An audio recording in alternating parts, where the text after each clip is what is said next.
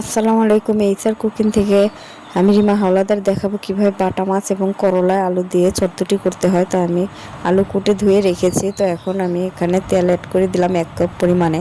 তারপর আমি অ্যাড করব যে কুচিয়ে রেখেছি 5টা পেঁয়াজ, 5টা কাঁচামরিচ। অবশ্যই করলা চটচটিতে পেঁয়াজ বেশি করে দেবে আলুর পরিমাণ অনুযায়ী।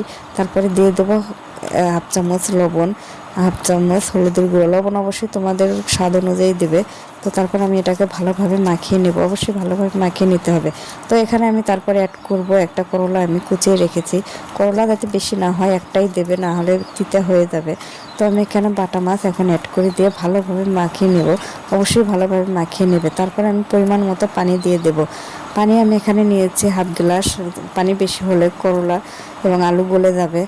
তো পানি যাতে বেশি না হয়, লাগা লাগা হয়। তো এখানে আমি পানি দিয়ে দিলাম 10 মিনিটের জন্য। এখন ঢেকে চুলায় বসিয়ে দেব। তো 10 মিনিট আমার হয়ে গেছে। এখন আমি এখানে অ্যাড করব ধনেপাতা। ধনেপাতা দেওয়ার পরে আমি আবার এটাকে ভালোভাবে ঢেকে দেব। ঢেকে দেওয়ার পরে আমার 2 মিনিট হয়ে গেছে। দেখো বন্ধুরা, আমার চটচটিটা হয়ে গেছে। অবশ্যই আমার চ্যানেলটিকে লাইক, কমেন্ট এবং সাবস্ক্রাইব করে দেবে, শেয়ার করে দেবে। আর অবশ্যই এটা তোমরা বাসায় একবার হলেও ট্রাই করবে। খুব মজাদার একটা চটচটি। তো আল্লাহ হাফেজ।